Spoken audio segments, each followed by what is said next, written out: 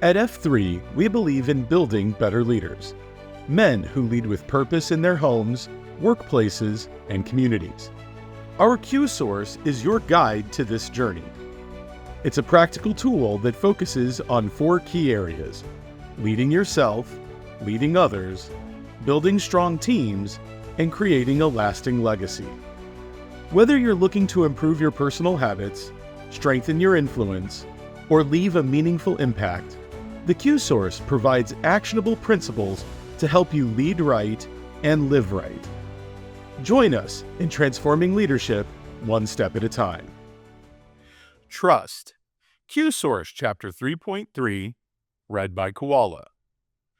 Reliance between team members. Trust is an essential element of shared leadership. The provision of virtuous leadership to a larger organization or community is a heavy responsibility.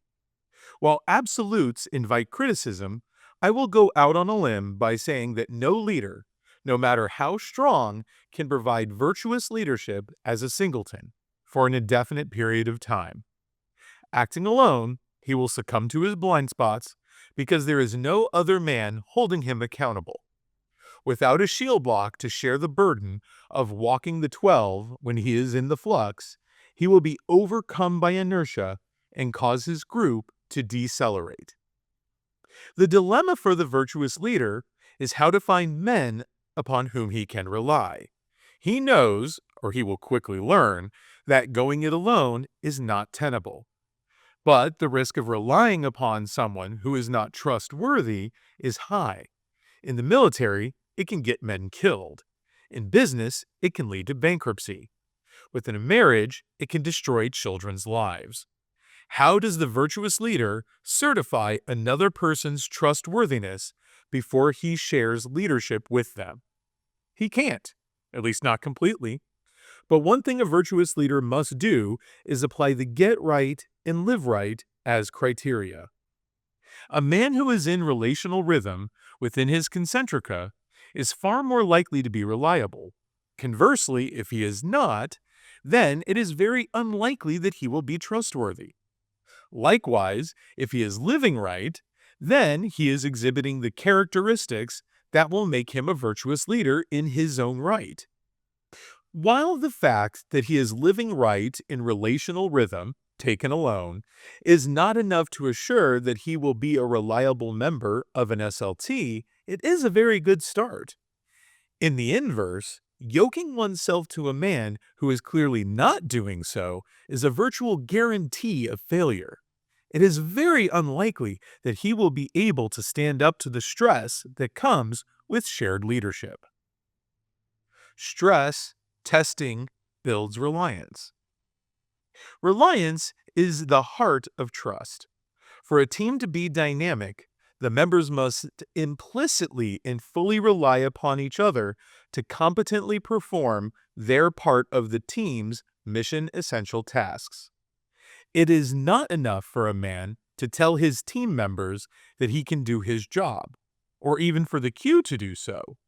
They have to see the man in action under stress for reliance to build.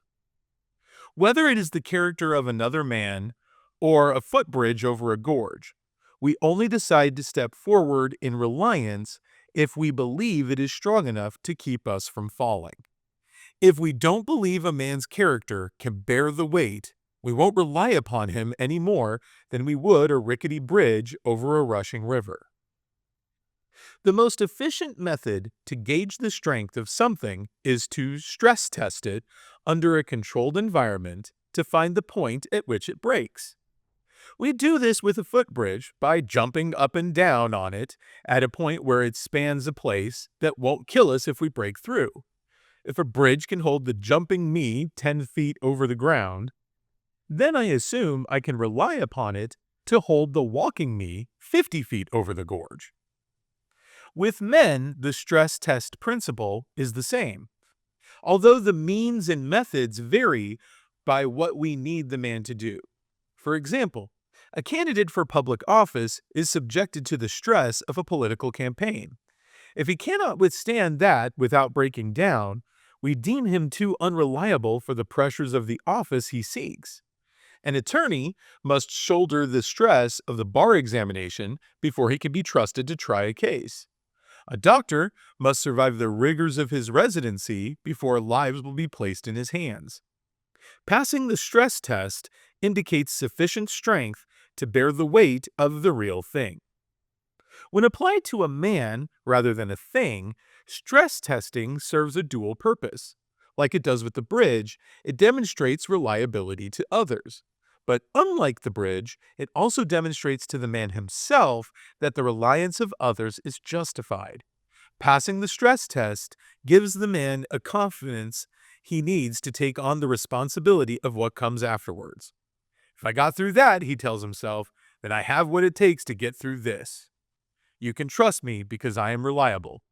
I trust myself. Shared pain builds trust. About my third week of Ranger School, the instructors marched us to a pond in the outback of Fort Benning.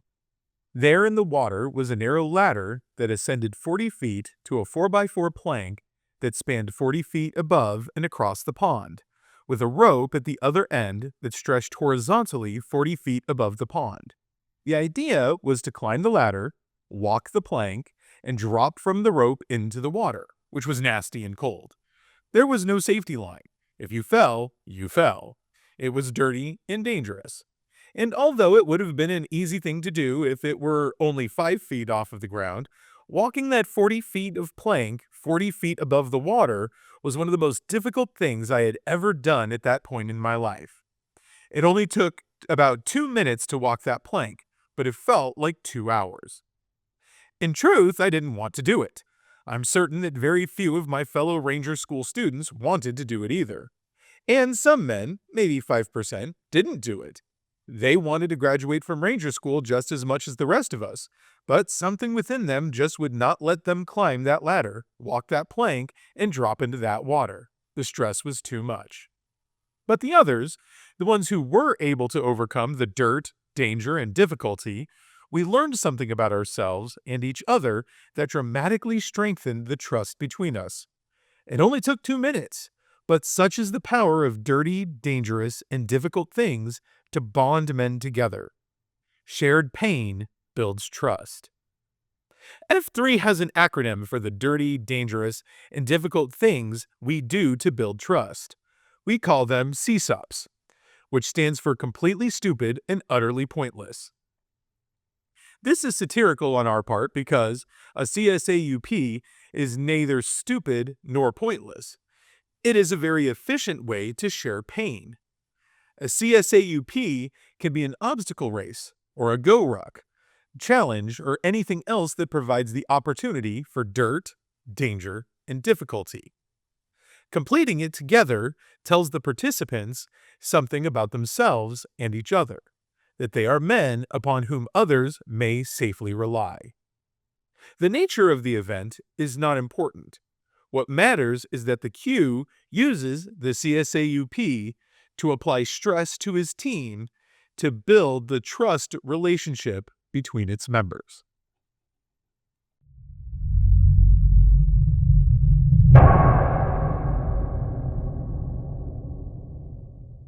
One, two, three. Lead!